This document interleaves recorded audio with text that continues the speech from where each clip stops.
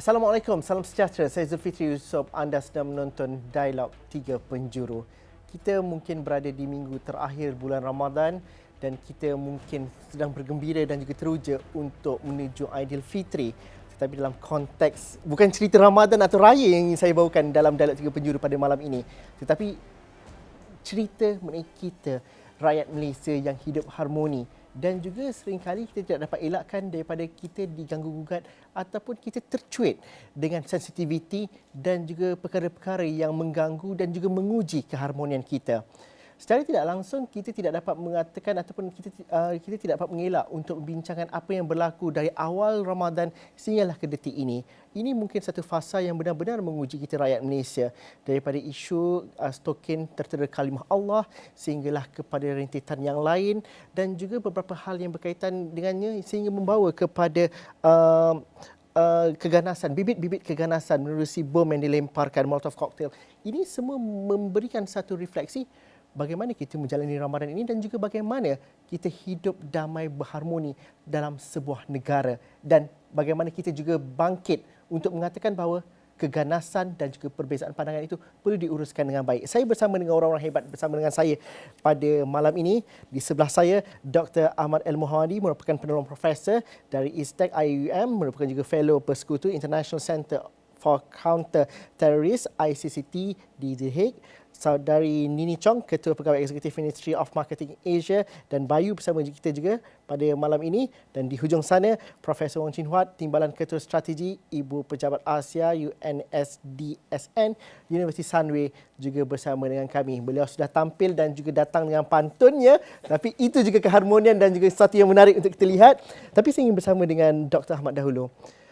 Kita melihat kepada apa yang berlaku, rentetan dan juga kemuncaknya 3 peristiwa lemparan bom Molotov cocktail itu sesuatu perkara yang macam, adakah ini kemuncak ataupun ini bibit kerana kita tidak menguruskan dengan apa yang baik daripada rentetan, daripada peristiwa stokin kalimah Allah itu, ataupun bagaimana? Apa yang kita dapat lihat dalam konteks itu secara sedar dan di bawah sedar itu, Doktor? Baik, terima kasih sahabat saya ahli panel dan para penonton sekalian. Apa yang saya nampaknya adalah yang pertama sekali, perbezaan pandangan dan perbezaan dalam apa-apa hal sekalipun adalah satu perkara yang normal dalam kehidupan. Dan ada ketikanya perbezaan itu berkait dengan isu-isu yang sensitif.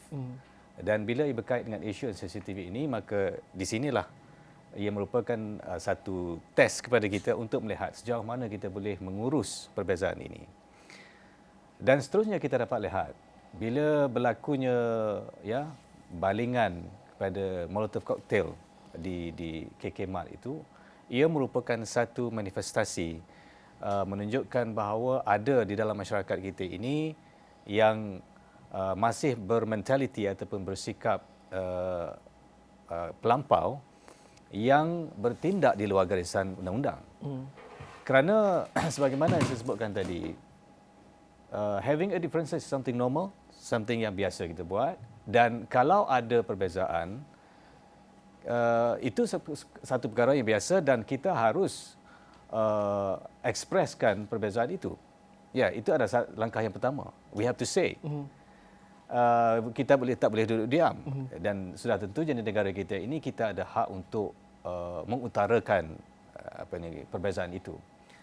Yang keduanya, bila kita untuk bagaimana kita nak ekspresikan perbezaan itu, ada 3 cara. Pertamanya ada 3 cara. Pertamanya adalah melalui tindakan. Kita boleh, maknanya kalau kita ada nampak something yang kita tak berkenan, tidak suka, kita boleh maknanya mengubah dengan tindakan. Kita pergi tutup plug, kita boleh melakukan sesuatu supaya benda itu boleh dihentikan.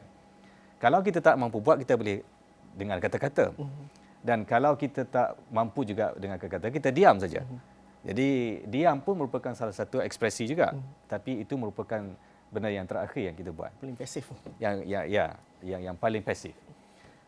Cuma bila kita bertindak dan berkata-kata ini, kita perlu ingat perkara yang penting sekali, iaitu kita hidup dalam masyarakat yang mempunyai undang-undang, yang mempunyai peraturan. dan kita mempunyai masyarakat yang civilized, bukan lagi dalam masyarakat yang tidak ada undang-undang. Jadi kita perlu bertindak dalam kerangka pertama sekali adalah kerangka memahami rukun negara, memahami perlembagaan, memahami undang-undang. Di situ mindset dan juga tindakan yang kita perlu ambil. Maknanya setiap tindakan dan pemikiran dan pengucapan kita baik itu mesti berlaku di dalam kerangka itu. Sekiranya kita berkelakuan ataupun melakukan sesuatu yang di luar daripada kerangka yang saya sebutkan tadi, maka di sinilah timbulnya tindakan yang ganas yang saya sebutkan tadi. Adakah itu kadang-kadang apabila keganasan itu berlaku, adakah terlampau awal atau terlampau lambat untuk berundur? Kerana bagaimana cara sebenarnya untuk kita mengekspresikan ketidakpuasan hati? Apa yang doktor katakan tadi juga bukan dalam konteks secara umum, tapi dalam Islam juga itu juga cara yang diajar untuk melihat bahawa ini menyatakan iman kita dengan cara-cara yang sebegitu. Jadi apabila doktor mengaitkan dengan perlembagaan, dengan rukun Islam, rukun negara, ramai yang kata, tapi kita ada lagi yang lebih besar. Itu cara ekspresi mereka untuk ribat hujah itu. Tapi dalam aspek yang lain, kalau kita memahami Islam secara keseluruhannya, itu juga kembali reflect kepada apa yang sepatutnya kita terjemahkan, khususnya di bulan Ramadan dengan cara mengekspresikan ini. Saya setuju. Kalau kita bercakap dalam konteks bulan Ramadan ini, sudah tentunya perkara sebegini bukan satu perkara yang kita expect berlaku. Iaitu menggunakan kaedah menakut-nakutkan, iaitu sebenarnya dari segi taktiks, daripada perspektifnya taktik begitu, ia adalah taktik yang untuk menakut-nakutkan orang lain. Dan taktik yang macam itu adalah gunakan oleh kumpulan pengganas untuk menakut-nakutkan masyarakat, untuk menakut-nakutkan orang lain dengan cara sedemikian, dan mereka melakukan aktiviti sedemikian. Jadi sudah tentunya tindakan yang sedemikian itu bukan saja bertentangan dengan undang-undang, tetapi juga dari segi nilai-nilai agama dan juga nilai-nilai budaya kita. Dan dalam bulan Ramadan ini sudah tentunya kita diseru untuk orang katakan self-restraint. Self-restraint bukan saja dari segi dari segi kata-kata juga, dari segi tindakan itu. Jadi sudah tentunya apabila ada orang yang bertindak sedemikian, maka kita boleh katakan mereka ini sudah melampau ekstrim, melampau agama. Dan ini bukan DNA budaya kita dan bukan DNA mana-mana agama yang wujud di dalam dunia hari ini. Kenapa ini bukan DNA budaya kita khususnya di Malaysia? Kerana kita kalau dikira struktur budaya masyarakat kita paling fragile sekali sebenarnya. Tapi kita sudah membuktikan dalam lebih 60 dekad, 70 dekad, kita masih lagi dapat duduk aman dan juga dapat menyelesaikannya. Kenapa doktor kalau kita lihat dalam aspek itu, DNA masyarakat dan juga bangsa Malaysia itu sendiri? Kerana sebenarnya kita hidup bersama, kita hidup bersama dengan bangsa-bangsa lain ini sudah lama. Dan sudah tentunya kita mesti belajar apakah isu-isu yang melibatkan sensitiviti kaum dan juga nilai-nilai dipanggil mutual respectability, saling menghormati antara satu sama lain. Ini merupakan DNA budaya kita. Dan orang yang hidup di Malaysia ini, mereka seharusnya mengetahui bahawa ada benda-benda yang dalam negara kita ini, benda-benda yang sensitif yang tidak boleh disentuh, yang tidak boleh dibicarakan dengan sembrono begitu, dengan sembrono. Tetapi kalau perkara ini tidak dihormati, tidak diikuti, maka orang yang trigger perkara ini juga boleh dikatakan secara sengaja ataupun tidak tergolong dari mereka yang jahil bagi saya dan juga tidak menghormati nilai yang sepatutnya ada dalam negara kita ini. Itu permulaannya. Dr. Prof. Wong Chin Huat, saya memetik kepada kadang-kadang apabila kita sebut DNA itu, cara kita berekspresi, ramai yang kata, dah di media sosial. Tapi saya menarik apabila kita katakan DNA yang ada dalam masyarakat Malaysia itu, ada perkara yang kita tidak perlu cakap terlampau kuat dalam satu bilik. Kita sudah menyedari kadang hormat itu dan sudah ada. Tapi sudah pasti kita diuji. Kita kadang-kadang ambil mudah DNA yang ada dalam masyarakat kita. Saya membaca artikel yang Prof tulis baru-baru ini cerita mengenai hal kemaafan. Prof mengatakan bahawa ketika belajar di United Kingdom, Prof menyedari bahawa salam kemaafan dan hari raya itu adalah seperti adik-beradik. Lantas apabila saya membaca, kenapa ketika belajar di United Kingdom baru kita menyedari perkara itu? Jadi berbalik, dan juga saya nak kaitkan, adakah kita dalam Malaysia hari ini, dalam kita bercerita mengenai keceramuknya dan juga sensitiviti dan juga hal-hal begini, kadang-kadang kita ambil mudah benda yang sudah kita miliki, yang patutnya kita jaga, yang sepatutnya kita pupuk supaya itu tidak dirosakkan. Ya, sememang itu. Bila saya di UK dan sampainya Hari Raya Aidilfitri, kita mengucapkan Hari Raya. Kemudian saya fikir nak cakap maaf zahir batin. Dan saya cuba cari apa translation, takkan I say sorry kan. Tapi bila saya tanya rakan Muslim yang lain, mereka seolah-olah itu bukan satu, memang ada amalan untuk memohon maaf, tetapi dia bukan sesuatu yang begitu tertonjol. Macam kita, itu sama, maaf zahir batin tu Kena ucap sama hampir Hari Raya. kata seerti kepada selamat Hari Raya. Tapi tidak dalam budaya yang lain, dalam komuniti Muslim yang lain di dunia, di pelosok dunia yang lain. Dan itu sangat menarik. Kemudian, dan sebentar tentu kita kalau baca, kita tahu bahawa Islam di Nusantara adalah antara yang paling lemah lembut. Kalau berbanding dengan setengah-setengah wilayah yang lain. Dan jadi bagi saya itu adalah bermakna modal budaya dan modal sosial yang sangat bernilai. Tapi kalau kita bincang pasal genetik, saya juga nak sebut sesuatu daripada aspek yang lain. Kalau dalam bidang perubatan, kita tahu bahawa setengah manusia ada kecenderungan dari asas daripada genetik menjadikan mereka terdedah kepada penyakit-penyakit tertentu. Misalnya, kebanyakan orang Asia Timur tak boleh proses susu. Okay. Lactose intolerance. Apa yang saya nak masukkan di sini adalah di Malaysia, dan saya rasa ini bukan tertakluk pada satu mana-mana agama atau kaum, tapi sesuatu yang menyebabkan kita terdedah kepada bahaya, memikirkan bahawa kita terkepung, under siege. Itu bagi saya masalah besar. Maksudnya, dalam mana-mana masyarakat pun, Terancam terkepung. pasti manusia kita sebagai manusia, kerana kita tidak maksum, kita sentiasa, setiap hari, setiap jam, kita buat salah. Dan kesalahan tu ada banyak kategorinya. Ada yang bermakna kejahatan, ada yang setakat kekilafan, kecuaian, tak bersengaja. Dan kesalahan itu mungkin dilakukan secara berkelompok ataupun oleh orang individu secara rawat. Dan apa yang berlaku selepas kesalahan, ada yang menegakkan bahawa mereka tak bersalah, ada yang mengaku salah memohon maaf, ada yang membuat penembusan untuk dimaafkan memulih balik apa kerosakan yang mereka buat. Ada yang mengambil langkah untuk memastikan ia tidak berulang. Jadi ada banyak. Tapi di Malaysia, saya rasa apa yang kita selalu nampak, sampai yang sanggup melontar molotov cocktail, bagi saya itu satu kesalahan keganasan, terorisme. Because kalau kita lihat artikel section 130B dalam kanun keseksaan, itu adalah jenayah. Itu adalah definisi. Kerana dia menjahanamkan nyawa, harta benda dan sebagainya. Balik kepada itu. Kenapa?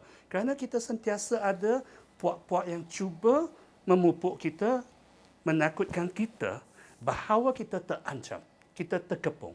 Jadi bagi saya, apa yang kita perlu adalah ubat penawar supaya kita boleh proses dan kita tak menghadapi masalah. Setiap kali kita nampak orang buat kesalahan, kita melompat, bereaksi berlebihan. Itu yang penting. Dan kita boleh kembali, dan kita tak boleh cari penawar tu daripada luar. Kerana kalau kita bawa penawar dari luar, ada ramai yang kata, saya tak kenal dengan tu. Jadi bagi saya yang paling penting adalah kita kembali kepada Islam. Kerana dalam Islam ada banyak kelebihan warisan yang menekankan keamanan, menekankan kebergantungan sesama lain, menekankan pengiktirafan dan penghayatan perbezaan. saya sangat bertuasa ramai kawan yang mengajar saya tentang keindahan Islam. Yang paling menarik perhatian saya, Surah Al-Hujarat 13. Kita dijadikan lelaki perempuan, dijadikan berbagai kaum untuk saling kenal mengenali. Dan kalau kita dapat terapkan ini, kita dapat perluaskan amalan memohon maaf bila kita buat salah, memaafkan orang lain bila kesalahan itu tidak bersengaja dan ataupun diberi penembusan kalau bersengaja pun, masyarakat kita selamat dan aman. Kita melihat kadang-kadang bila perkara ini berlaku, kita rasa macam mana saya nak masuk dan juga mula bercerita dan juga mula mengenali dan juga dapat meleraikan perkara yang kita rasa cukup tegang ini. Ini asal daripada Sabah. Mungkin kalau di Sabah itu ramai kata kalau di Sabah Sarawak tidak ada masalah perpaduan. Tapi of course kadang-kadang ada juga perbezaan antara Kota Belud dengan Tuaran mungkin tidak sama. Contoh. Jadi ini bagaimana? Adakah komunikasi kita sekarang ini apabila kita ada media sosial, sepatutnya kita lebih kenal mengenali. Tetapi itu juga yang berlaku. Kita berkeceramuk dan juga berkecakaran satu sama lain. Pandangan ini bagaimana? Ekspresi itu. Ya, jadi betul saya orang Sabah kan. Jadi bukan saja saya orang Sabah berbeza sebab saya sekarang berada di Semenanjung, tapi saya juga datang dari keluarga yang sangat campur. Kan? I come from a mixed marriage, right? Bapa saya orang Cina, mamak saya orang Jawa, orang Pakistan, orang Bajau. Jadi sangat majmuk. Di dalam keluarga saya sendiri itu sangat majmuk. We celebrate, kami raikan perbezaan, kan. Jadi untuk saya bila benda begini berlaku, kan, banyak aspek tolak ansur, faham memahami yang kena adalah, kan. Sebab macam Prof Chin Huat tadi cakap, kan, Islam ini is a peaceful religion, macam agama-agama yang lain juga. Saya tidak cakap yang I am a religious person, tapi yang saya faham mengenai Islam, agama saya sendiri adalah Islam ini adalah satu agama yang practice compassionate, to be compassionate, to come from empathy, faham, memahami, kan. Jadi macam mana kita mengekspres, that is your question, kan.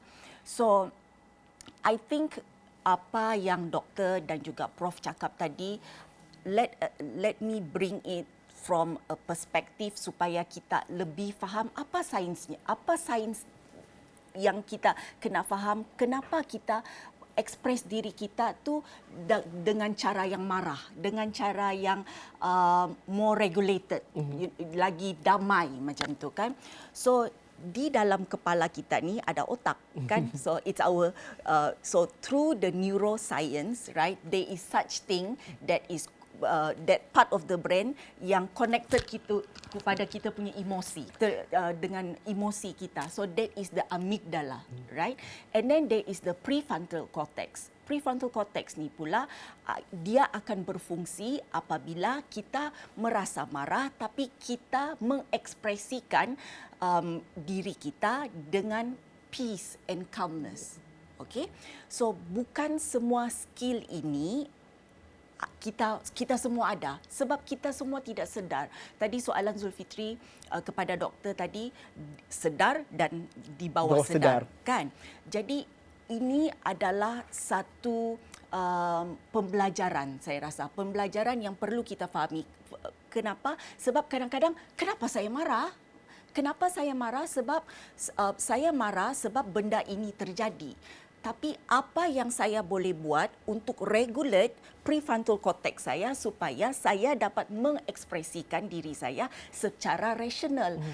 Macam mana saya communicate emosi saya supaya saya mengekspresikan diri saya itu secara damai, kan? Sebab saya rasa memang betul. Saya tidak mau dismiss atau ketepikan perasaan marah. Sebab memang siapa-siapa pun saya rasa terutamanya orang Melayu Islam, kalau dia nampaklah, kan, stokin yang ada Allah tu memang marah. Okey. Tetapi kalau kita unpack dia, kalau kita kupas betul-betul apa yang terjadi sebenarnya, apa yang terjadi sebenarnya kekilafan ataupun kejahatan. Saya baca artikel Prof Chin Huat kan, kekilafan ataupun kejahatan. Tetapi sekarang ni daripada 13 Mac tidak salah saya kan, sudah ada ucapan maaf, sudah ada gambar di media sosial yang nampak kan Datuk Seri KK Chai itu minta maaf. KJ dan juga Syaril ada kupaskan benda tu. Dia seperti okay, we surrender, we apologize, this is our bad, this is our mistake, salah kami. Jadi sekarang kami minta maaf. Dan sekarang ini kan kalau kita nampak seperti itu, kita sebagai manusia, jangan kita cakap pasal agama lah kan. Jangan cakap pasal agama sekarang ni. Kita cakap sebagai manusia. Kita manusia ini memang akan melakukan kesalahan. Memang akan melakukan kekilafan kan. Jadi macam mana? Macam mana boleh saya mengekspresikan diri sebagai manusia? Through humility kan. How can I be a human being that is able to express myself through empathy kan.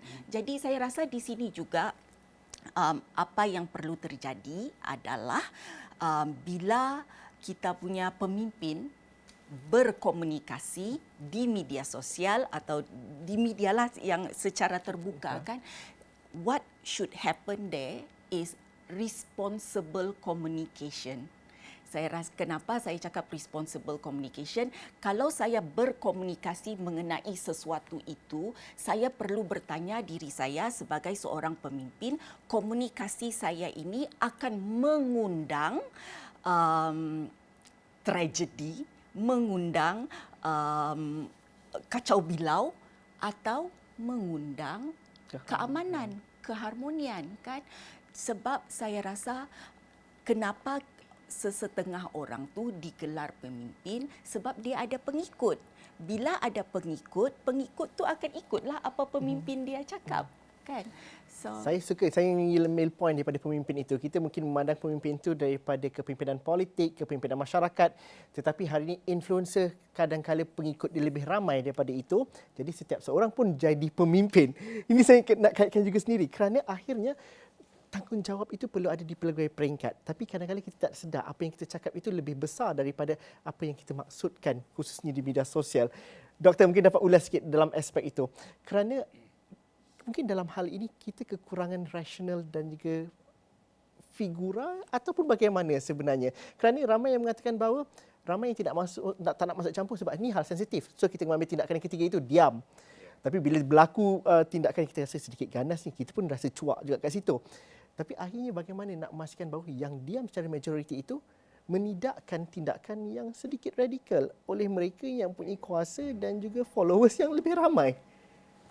Ya, satu perkembangan yang satu isu yang kita boleh lihat secara mendalam. Tapi saya nak mula dengan istilah yang digunakan oleh ini just now, is a responsible communication. Ya. Responsible communication sangat perlu, dan sebenarnya kalau kita tengok dalam sejarah konflik dunia, peperangan dan konflik yang berlaku ni di antara faktor utamanya adalah kerana communication. Ya. Communication ataupun miscommunication. Dan bila kita berbicara tentang communication ini, ada beberapa perkara yang berkaitan dengan communication itu. Pertama sekali adalah apa maksud communication? Communication itu adalah when somebody talks, you listen. And when the other people talk, you listen. I mean, communication ini berlaku secara dua hala. Dia tak boleh berlaku secara satu hala. Kalau satu hala itu bermaksud arahan misalnya, ya. Jadi communication di sinilah maknanya, are we communicating? Truly communicating. Responsibly satu, secara bertanggungjawab. Dan satu lagi adalah adakah kita berkomunikasi secara ikhlas, sincerity. Sincerity. Maksudnya apabila kita mengatakan sesuatu, adakah apa yang kita katakan itu apa maksud yang sebenar apa yang kita nak sampaikan, ataupun ada agenda yang sebaliknya? Adakah kerana ada sesuatu yang kita nak menimbulkan satu provokasi tertentu, keresahan dan sebagainya? Kerana sudah tentunya Apabila kita berbicara ataupun mengatakan sesuatu itu, akan ada kesan, akan ada consequences daripada setiap patah perkataan itu. Jadi itu kembali kepada responsibility tadi. Dan di sini juga ia berkait dengan satu lagi istilahnya adalah trust. Trust. Sekiranya tidak ada trust di antara orang yang berbicara dalam satu isu ini, maka di situlah timbulnya persepsi. Dan di situnya kalau sekiranya ada masalah, contohnya ada timbulnya salah faham, dia tidak selesai. Syak sangka itu masih berterusan. Apatah lagi dalam konteks tadi Tuan menyebut tentang berbicara menggunakan social media. Social media ini bagusnya adalah kerana kita boleh berhubung di antara satu sama lain secara luas, secara global dan sebagainya. Tetapi ada juga yang disadvantage-nya. Kerana apa? Kerana boleh menimbulkan salah faham itu. Jadi dalam konteks tadi, saya memandang ada figura-figura politik misalnya yang membuat kenyataan-kenyataan itu, bagi saya itu adalah megafon diplomasi. Yang menggunakan media itu sebagai megafon, tapi mungkin tak ada diplomasi. Ya. Megafon. Kurang diplomasi, ya. Jadi begitu. Seharusnya mungkin kalaulah dia itu ikhlas ingin menyelesaikan masalah ini, mungkin dia perlu berjumpa secara face to face dan bertanya apa sebenarnya, apa masalah yang sebenarnya. Dan saya rasa sentuhan human touch begitu ya, human touch macam tu, berbicara secara berdepan gini, ia berbeza. Ia berbeza dengan kalau kita berbicara dalam media. Kesannya berbeza. Sebab apa? Kita boleh dengar, kita boleh ada tindak balas dan kita boleh body language juga berbeza. Body language berbeza, intonasi berbeza. Kita boleh merasai apabila seseorang itu berbicara itu konten perbicaraan dan cara berbicara itu ikhlas ataupun tidak, dengan mendengar intonasinya, dengan mendengar, tengok the micro expressionnya, kita boleh rasa. Jadi saya rasa di sinilah apa yang kurangnya adalah kita banyak berbicara menggunakan megafon ini, tetapi kita jarang ataupun kurang berbicara secara face to face. Kalaulah di antara dua pihak tadi yang bertelagah tadi berjumpa dan berbicara, duduk semeja, saya rasa cepat boleh selesai. Exactly. Tetapi cara ini tidak popular kerana tidak ada orang yang di belakangnya yang menyokong dan tepuk tangan dan sebagainya, ya. Jadi mungkin itu di antara sebab yang kita boleh lihat bahawa satu isu yang kecil yang boleh diselesaikan dengan cara baik ini boleh menjadi satu national issue yang merebak ke seluruh dunia. Saya nak tweet Prof Cheng Huat kat situ kerana kita berada dalam pelbagai platform di meja ini ketika pilihan raya lah selalu. Tapi akhirnya ini berbalik kepada kepimpinan politik dalam masa yang sama. Kita pernah berbicara selama ini bahawa hal yang berkaitan dengan sensitiviti agama dan juga perbezaan kaum itu adalah model politik yang paling cepat untuk menjadi popular dan juga mengumpulkan sokongan. Tapi dalam konteks masyarakat Malaysia pada hari ini, adakah nilai kepimpinan politik yang lebih diplomasi itu, yang lebih menyantuni dan juga menjambatani antara perbezaan itu tidak popular dan tidak memberikan orang itu nilai politik yang besar? Kenapa itu tidak dilakukan sebenarnya, Prof Cheng Huat? Malangnya tidak. Walaupun sebenarnya boleh berjaya kan? Ya, kerana kita perlu lihat pada insentif. Saya rasa kalau kita pandang daripada sudut yang baik, setiap orang kita menuju ke arah kebaikan. Tetapi manusia ada kelemahan. Kita mencari keuntungan ataupun manfaat untuk kita sendiri. Jadi kita berespon kepada insentif. Apa insentif yang dapat? Tadi yang Dr. bincang dalam social media, dia sungguh pun dia membenarkan kita lebih banyak peluang untuk berinteraksi, untuk menyampaikan diri, tetapi dia juga sering menjadi echo chamber ataupun dewan gemaan. Kita dengar saja suara yang sama. Kita menjadi sangat excited dan kemudian kita nak tindakan. Dan apakah insentif di situ? Kerana kalau seseorang pemimpin pendapat, key opinion leader, dia cakap sangat berdiplomasi, hitnya tak akan tinggi. Kebanyakannya tak akan tinggi. Tapi kalau dia yang sangat kuat, yang sangat pelampau, dia lebih popular. Jadi insentif tu kita tak dapat elakkan. Kerana hits bergantung kepada reaksi manusia, emosi. Apa yang kita perlu tanya adalah kenapa tak ada insentif negatif terhadap perkataan ini.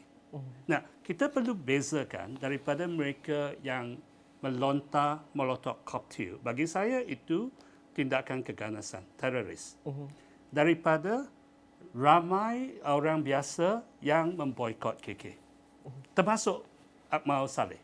Kita tak boleh kata kerana dia yang memimpin maka dia terlibat. Tetapi persoalannya di sini, kalau kita memantau social media, ada ramai yang sebenarnya menyokong ataupun bersorak untuk tindakan sebegini. Dan ini sebenarnya satu kesalahan di bawah Seksyen 130G, menghasut tindakan keganasan dan hukuman paling tinggi penjara 30 tahun. Yang melakukan tu 7 sampai 30 tahun. Kalau polis kita ambil tindakan, tangkap mereka yang melontar dan mereka siapa yang menghasut, maka kita akan jelas. Sebilangan kecil yang menghasutkan keganasan itu akan dihukum. Yang lain, sekalipun kita tak setuju dan itu mungkin tak baik untuk negara, mereka selagi mereka bertindak dalam lingkungan undang-undang, batasan undang-undang, mereka ada hak itu. Jadi itu yang paling pertama saya rasa kita kena singkirkan insentif dalam social media. Tak kira siapa. Kalau siapa yang cakap yang mengiakan keganasan, mereka perlu dihadapi ke muka pengadilan. Itu satu-satu caranya kita dapat mengatasi insentif yang negatif. Balik kepada pemimpin politik. Sudah pasti ada yang memupuk pendamaian, tetapi sekali lagi mereka yang memupuk tindakan yang lebih keras biasanya lebih popular. Kerana mereka mengeksploitasi masalah yang tadi doktor sebut. Kita tidak saling percayai. Kita tak ada trust. Jadi kita sentiasa takut. Bila kita sentiasa takut, kita sangat senang terperangkap oleh teori konspirasi.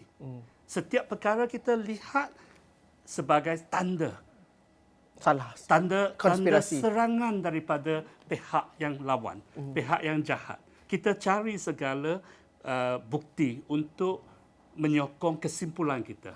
Bukan kita dapat menganalisa fakta kemudian sampai ke kesimpulan. Kita buat kesimpulan dulu, kemudian kita cari bukti. Jadi untuk mengatasi ini, saya rasa salah satu yang boleh dilakukan oleh kerajaan ialah mengadakan satu badan antara parti. Satu majlis antara parti di peringkat persekutuan, di peringkat negeri untuk membincangkan tentang isu ini. Kita lihat kalau kali ini Perikatan Nasional terus mengikuti langkah Dr. Akmal Saleh, isu ini akan lebih besar lagi. Kerana pengaruh PN jauh lebih besar daripada pemuda UMNO. Itu fakta hari ini. Jadi mujurnya PN tidak ikut. Jadi apa yang kita perlukan lebih daripada itu. Kita seharusnya adakan satu badan yang mungkin ketuanya Perdana Menteri, timbalannya Ketua Parlimen Pembangkang dan yang sebenarnya setiausaha ataupun pengarangnya adalah Menteri Hal-Ehwal Agama dan juga Menteri Perpaduan Negara. Dan dengan wakil daripada pelbagai parti yang lain, mereka ada apa isu, maka ada peluang untuk berdiplomasi. Kerana kalau parti-parti semua setuju, jadi tak ada pihak yang dapat menangkuk dalam air yang keruh. Dan itu hanya mewakili individu, bukannya secara keseluruhan majoriti. Tapi kalau tak ada keadaan ini, apa yang kita lihat sebenarnya, apa yang berlaku dalam 2 minggu ini, seolah-olah dalam kes ini, kita dalam keadaan autopilot. Dan kapal terbang tu tak menjunam, kita dah sangat bernasib baik.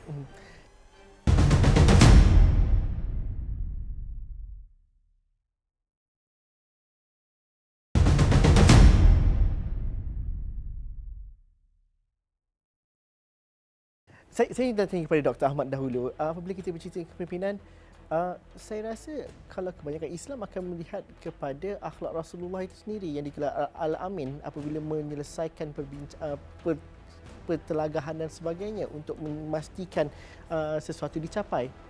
Adakah sukar untuk, ni perkara paling basic sekali, ketika kita bertanyakan pemimpin politik untuk bercerita mengenai hal ini, kita fikirkan bahawa akhlak Rasulullah itu, adakah sukar untuk diikuti dalam konteks hari ini, Doktor? Mungkin kita boleh melihat dengan cara begini. Pertama sekali adalah kumpulan dipanggil sebagai sober-minded people ni. Kumpulan the sober-minded people yang rasional, yang saksama dari segi pemikiran dan apa, tidak ramai sebenarnya. Dan satu laginya adalah bila kita bercakap tentang politik ini, politik is an emotional thing. Ramai orang bercakap kata we have to make rational choice. No, it's Okay. Actually, it's not a rational choice. Most of the time adalah an emotional choice. Jadi sebenarnya itu yang dictate. Sebab itulah yang Dr. Prof sebut tadi, heat dia tak tinggi. Kerana itu bukan not Skema. emotionally charged. Yeah. This is like schema. It is not fun. It's not adventurous. Dan itu satu aspek. Maksudnya dari segi emosinya tidak ada rational. Okay, it's not fun, it's not excited and so on. Dan satu perkara lagi adalah mereka memandang bahawa apa yang berlaku hari ini merupakan satu accumulative event yang berlaku sebelum ini. Ya, dan ini merupakan salah satu event yang menunjukkan bahawa yes, ada concerted effort, kan? Ada concerted effort untuk tarnish the image of Islam, untuk memperendah-rendah, mempermain-mainkan Islam gitu. Dan kita juga perlu ingat bahawa negara kita ini, kalau kita boleh guna istilah Profesor Syamsul Amri yang mengatakan masyarakat kita ini adalah politik negara kita ini adalah the stable tension. Walaupun kita di on the surface level, di atas kebanyakan masyarakat ini hidup secara aman sejahtera, tetapi dia macam api di dalam sekam. Di bawahnya ada certain grievances, ada certain discontent and dissatisfaction yang berlaku. Dan dia perlu satu trigger saja yang boleh menjadi catalyst yang menyebabkan itu meletup. Jadi kita mungkin sekarang ini kita boleh kawal, kita boleh kontrol masyarakat kebanyakan dan kita boleh hidup nampak secara peaceful coexistence dan sebagainya. Tetapi di bawah ini macam mana? Adakah kita address the underlying factors yang berada di bawah ini? Kerana apa? Kerana kita, ia melibatkan trust as you said juga. Sejauh mana kita betul-betul percaya di antara satu sama lain, dan ini bukan merupakan satu agenda tertentu, begitu kan? Jadi ini merupakan satu perkara yang kita perlu address. Dan sebenarnya kembali kepada Al-Amin tadi, ataupun sifat role model sebagai uswatun hasanah, the prophet sebagai the best example. Ialah bila berada dalam keadaan emosi macam tu, sudah tentunya the role model is no longer the role model. Dia akan assume ataupun ambil role model yang lain. Dan yang paling dekatnya adalah naratif semasa yang dia kata, ya ini yang kita perlu ikut. Jadi model Nabi secara untuk bertoleransi, menghormati dan sebagai compassion dan sebagainya, it is no longer become the virtue dalam tindakan politik, dalam cara berfikir dan sebagainya. Jadi inilah yang menyebabkan perkara ini menjadi begitu parah, kerana ada beberapa underlying issue yang belum selesai, dan juga ia bukan emotionally charged thing, is a rational thing. Yeah. Saya suka bila doktor menyebut semula apa yang diungkapkan oleh Profesor Ulung, Datuk Dr. Syamsul Amri, yang kita di bawah ketekanan yang boleh dikocakkan, tapi dalam masa saya selalu ingat bila Prof Syamsul mengatakan bahawa tapi akhirnya bila hari raya semua orang nak balik kampung. Yes. Tak kira bangsa apa sekalipun. Kalau cuti, semua cuti. Hujung minggu bila ada peluang nak shopping, pergi shopping. Yes, hujung correct. bulan tunggu siapa dapat gaji. Itu perkara yang lain. Kerana Yang, kita itu manusia. Malaysia. Kena Malaysia, dan itu yang mengharmonikan kita dan melihat bahawa masalah itu bukanlah satu perkara yang sangat-sangat yang tertekan. Tapi ini satu perkara, kalau saya nak kaitkan itu apabila kita melihat kepada media sosial sebagai satu ejen menyebar kebencian, teriakan kemarahan. Tapi di media sosial juga kita melihat betapa banyaknya keharmonian itu ditunjulkan. Walaupun sebenarnya ianya tidak sensasi seperti Prof katakan, tapi keluar FYP kita dan juga lebih viral sebenarnya. Kisah di mana kita tahu iklan sebuah bank di mana seorang peguam membantu pesalah kerana ingin membelikan kotak pensel anaknya. Malah saya ingin berkongsikan cerita rakan saya seorang India 2 tahun lepas apabila keretanya rosak di depan sebuah masjid ketika kesesakan lalu lintas, dan apabila ada kariah masjid keluar, dia takut. Dia kata, adakah saya menyebabkan kekacauan kat masjid? Tapi itu berbeza sama sekali. Ini cerita-cerita kecil yang sebenarnya kita jumpa setiap hari. Tapi bagaimana kita nak communicate dan menyatakan bahawa inilah perkara besar dan juga nilai sepunya yang kita miliki, walaupun setiap perbezaan yang ada. Dan saya kira itu perkara yang di bawah sedar. Kalau kereta rosak, kita tak tanya itu bangsa apa dulu yang apa. Mungkin kalau ada, tapi kita tetap bantu juga. Ni bagaimana? Kita nak marketkan perkara ini dengan lebih luas lagi dan tidak diomokkan dengan rekayasa ataupun propaganda tertentu. Ini datang secara naturalnya sahaja. Saya rasa apa yang dihuraikan tadi, dia ada term dia. Saya tidak tahu term dia dalam bahasa Melayu, tapi term dia dalam bahasa English adalah cancel culture.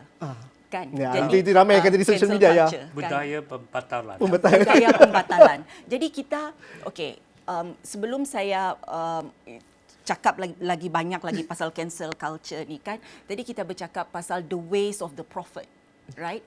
Okay, maybe benda ini adalah the foundation kan, ataupun benda yang paling basic, benda paling fundamental kita sebagai manusia, yang saya rasa kita selalu terlupa untuk lihat dari sudut ini. The prophet kan, dia mengambil masa, mengambil space dan mengambil priority to work on himself. Kan, dia sangat mendalami untuk macam mana saya perbaiki diri saya sebagai seorang pemimpin Islam.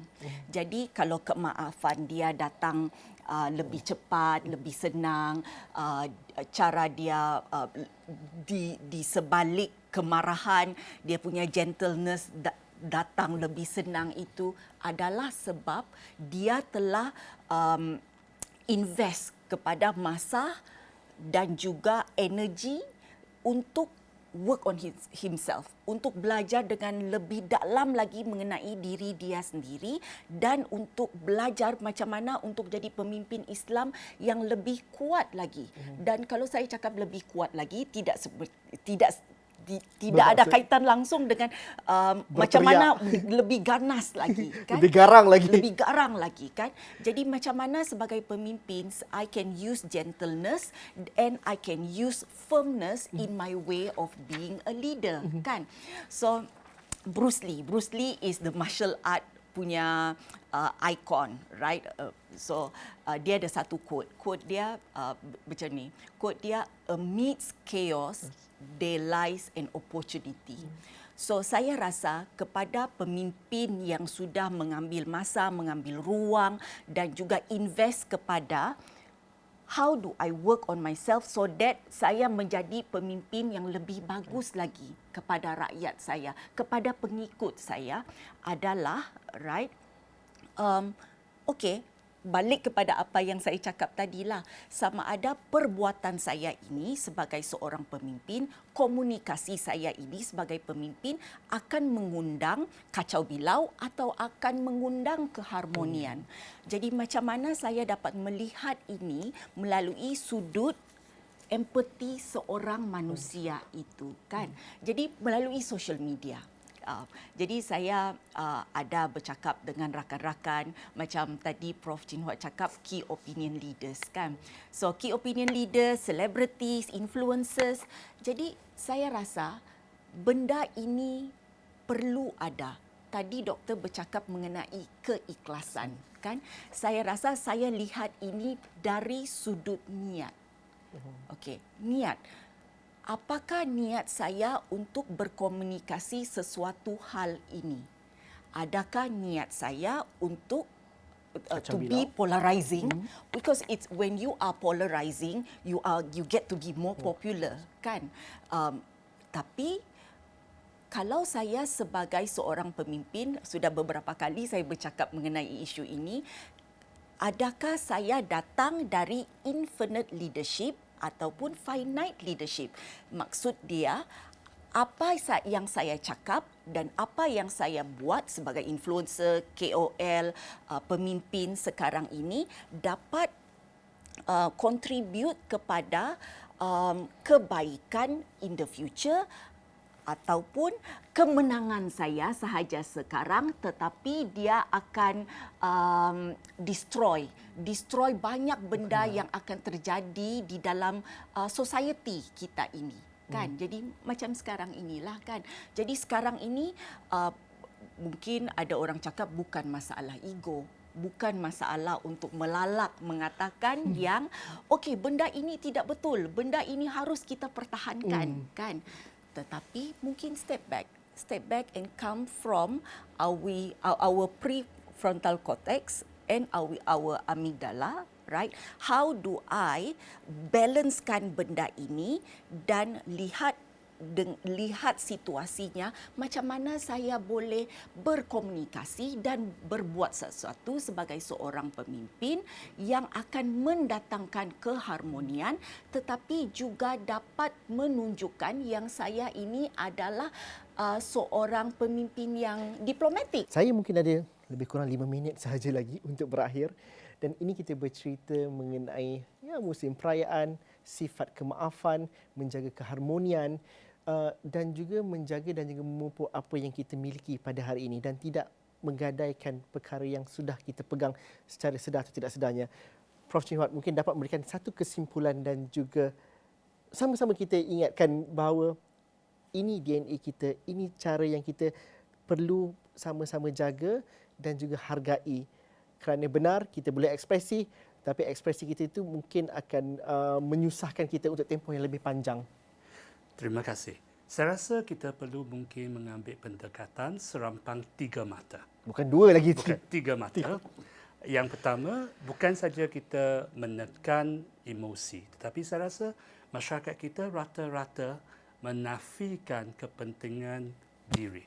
Kita setiap orang mengejar kepentingan diri, tapi kita tak berani menyatakan. Dan masalahnya apabila kita tidak jujur, kita sebenarnya tak dapat mengadakan rundingan. Sebagai contoh, satu dorongan dalam kempen boycott ini adalah Buy Muslim First. Saya tak setuju, tapi bagi saya itu haknya. Jadi apa yang kita perlu adalah untuk menggalakkan perbincangan yang rasional supaya setiap orang berkatakan, sekarang saya rasa itu yang baik. Kenapa penting? Kerana kalau setiap kita ada kebebasan untuk menyatakan dan tak perlu takut pasal cancel culture, budaya pembatalan, maka kita akan sedari, tak lama kita akan sedari bahawa kita saling bergantungan. Dan kalau kita nak bakar rumah bilik tu, fikirkan api tak akan merebak ke sampai bilik saya, kita bodoh. Litar pintas akan berlaku. Ya, kita sebenarnya boleh bincangkan. Oh, saya rasa itu perkara baik. Saya suka nampak biliknya dibakar. Kemudian kita bincangkanlah sama ada dia sampai kepada kita. Kalau anda dapat bakar bilik itu tak sampai sendiri, okey. Tapi apakah itu mungkin? Itu rampang pertama, kita perlu menggalakkan perbincangan yang jujur tentang kepentingan diri. Supaya kita boleh, tak semestinya rasional, sekurang-kurangnya pragmatik. Yang kedua, dalam perbincangan ini, kita mesti menjunjung prinsip kedaulatan undang-undang. Masyarakat mesti ada peraturan, ada undang-undang. Kita tak boleh biar kemarahan kita bermaharajalela. Kalau begitu, setiap orang marah, maka dia benang. Akhirnya kita, seluruh masyarakat menyertai persaingan untuk menjadi siapa lebih marah. Dan itu sebenarnya masalah kepada social media. Kerana social media kita berlumba-lumba untuk dapat hit dengan menjadikan Siapa paling marah? siapa paling marah. Tapi apa yang mereka tidak mengajak kita melihat adalah sama ada kemarahan itu berasas. Sebagai contoh, kalau kita katakan yang KK ini bawa masuk 14 pasang sarung kaki daripada satu kontainer 18,000 sarung kaki itu adalah kejahatan, kita perlu tanya, mengapa seorang peniaga sebuah syarikat yang pelanggannya kebanyakannya orang Melayu ingin menyakitkan hati, memarahkan umat Muslim supaya memboikot bisnesnya. Memang orang mungkin jahat, tetapi kenapa orang yang jahat tu begitu bodoh?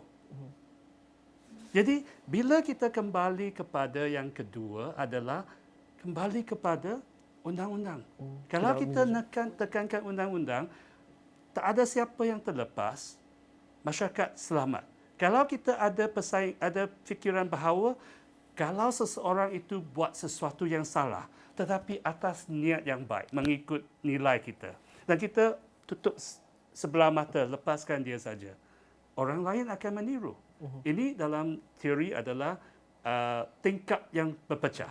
Kalau kita pergi satu tempat, ada tingkap satu pecah, dua pecah, orang lain fikirkan tempat ni tak ada orang jaga. Saya pun paling batu. Jadi semua tingkap akan pecah. Yang terakhir, yang paling penting, selain daripada perbincangan pengiktirafan kepentingan diri yang rasional, kedaulatan undang-undang, yang ketiga adalah balik kepada modal sosial, modal budaya kita yang berasaskan kasih sayang sesama lain. Kita perlu lihat kita semua dicipta berlainan untuk mengenali. Dan kelainan itu termasuk cita rasa. Kelainan kita tidak menjadikan sesama lain, antara yang lain, bukan manusia. Dan kalau kita patuh pada itu, kita akan ingat bahawa tiada bumi yang tidak ditimpa hujan. Tidak ada Dan kita semua perlu bersedia untuk memohon maaf kalau kita membuat salah. Dan memaaf apabila orang lain memohon maaf, bertaubat, mengambil iktibar supaya kesalahan tidak ulang ataupun membuat penembusan yang lain. Itu saya rasa penting. Dan Syawal ini memang bulan kita biasa ucapkan menyusun jari, maaf zahir batin. Tapi saya rasa kenapa kita perlu hadkannya pada Syawal saja. Lebatnya fora di hutan hujan. Ada rotan, beluka dan pohon. Tiada bumi tidak ditimpa hujan. Susun jari, maaf ampun di pohon. Dari Muharram ke Zulhijjah, tiada bumi hujan tak timpa. Kalau kerana kita orang marah, mohonlah maaf bila bersapa. Okey, itu pantun daripada Prof. Nyiwat, tapi kita tak mahu beri. Saya nak beri peluang kepada Nini juga Dr. Ahmad untuk memberikan dan juga merangkumkan. Nini dalam 1 minit.